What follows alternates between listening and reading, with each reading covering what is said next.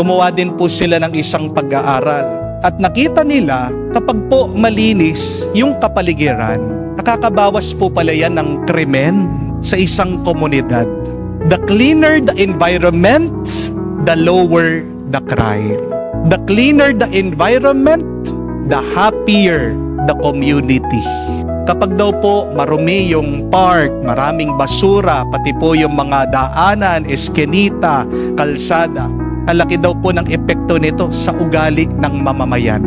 Ang tawag po nila dito ay broken window theory.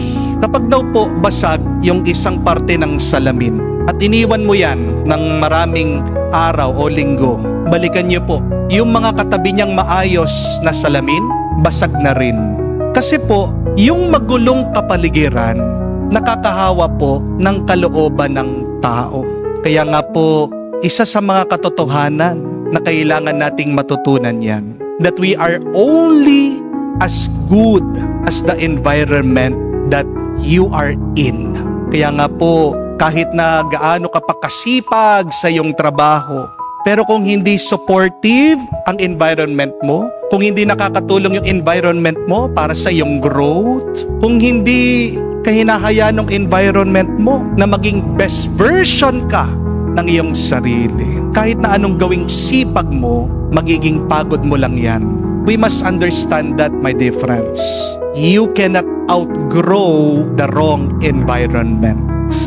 The environment will affect you. Amen? Kung masama ang iyong kapaligiran, kahit na paano mo labanan yan, mapapasunod ka niya. Kaya nga, kung nararamdaman mo, hindi na tama, hindi na mabuti ang iyong kapaligiran, umalis ka. Di po ba? At pumunta ka dun sa tama at mabuting environment. Alam niyo po ba kung ilang weeks yung kailangan mong gugulin para bumuti yung iyong mental state, yung iyong emotional state? Kung galing ka sa isang toxic environment, you need 22 weeks in order to be well. Isipin niyo po yan. Ganun po katagal para tumino, para maging payapa ka. Kaya nga, kung nararamdaman mo hindi na tama yung iyong kinalalagyan, trabaho man yan, relationship man yan, please, umalis ka na. Hindi po masama. Dahil napakahalaga ng iyong kapayapaan.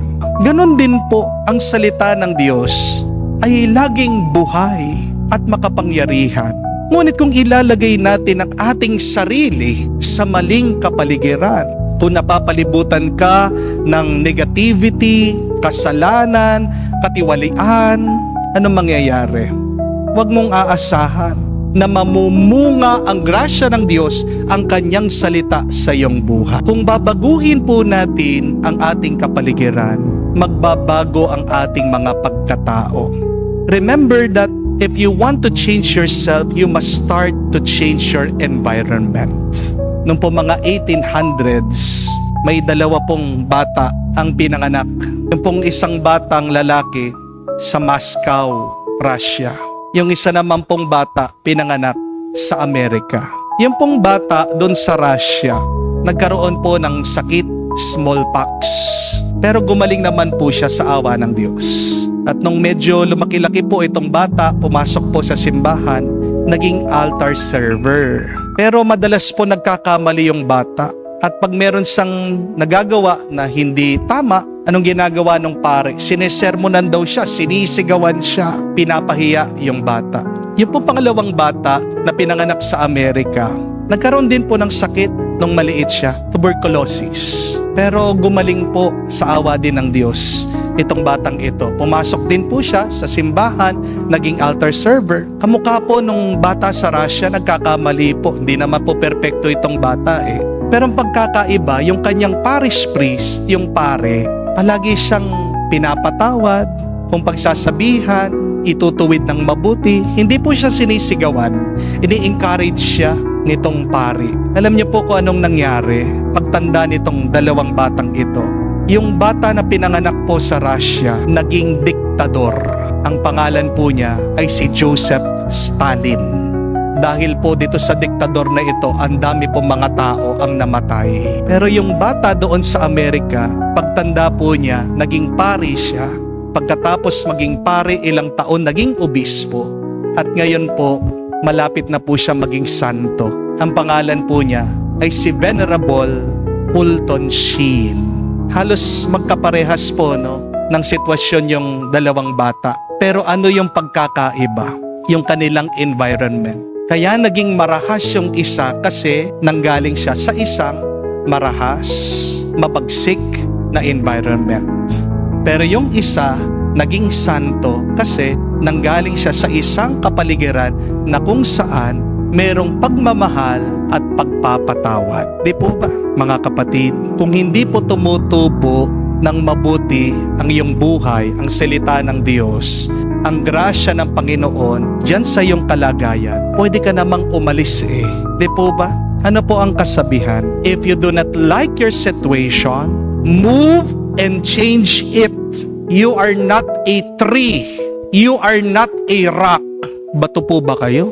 Halaman po ba kayo? Yung bato, wala pong paa yan. Di po ba? Yung puno, yung paa niya nakabaon. Kapag dumadating na yung bagyo, walang magawa yung bato at yung halaman. Titiisin lang nila doon, dumaan yung bato, yung baha. Pero tayo mga tao, kung nararamdaman mo at alam mo hindi nakakatulong sa iyo yan, walang masama na umalis ka at palitan mo ang iyong kapaligiran. Don't say that you don't have any choice. We always have a choice. Kapag sinabi mo, ganun talaga wala po akong mapili, Father choice mo yan. Pero sinasabi ko sa iyo, kapatid, ang mabuting balita, binigyan ka ng kapangyarihan ng Diyos, palitan mo ang iyong kalagayan. You always have a choice because God has given you the Spirit to make the right choice always. Amen? Kung meron kang dapat unahin na palitan, yan dapat ang iyong kapaligiran. Always choose the better environment. Ask yourself that question. Are you in a good and right environment? Nasa kapaligiran ka ba na pwedeng tumubo, mamunga ang kabanalan at kagustuhan ng Diyos? Mga kapatid, ang pagiging mabunga ng ating buhay Kristiyano ay hindi po nakasalalay sa pakikinig lang natin sa salita ng Diyos. Kung hindi ito ay nakasalalay po sa pagtatanim ng ating sarili sa mabuting kalagayan. Maganda pong itanong, napapalibutan ba ako ng mga taong nagpapalakas sa aking loob? O sa mga taong humihila sa akin? Sa mga taong bad influence sa akin? Pinupuno mo ba ang iyong kaisipan sa katotohanan ng Diyos? O palaging nakatuon ang iyong isip na lang sa bad news, sa ingay ng mundo? Hinahayaan ba nating makapagpahinga ang ating puso para ito ay maging payapa para tanggapin natin ang grasya ng Diyos? O baka naman ang ating mga puso ay puno ng pagkabalisa at pagkaabala? Ngayon po tayo ay hinahamon ni Jesus, maging mabuting lupa kayo. At bahagi po ng pagiging mabuting lupa ay pagtitiyak na tayo ay nabubuhay sa tamang kapaligiran, kung saan maaring lumago ang salita ng Diyos.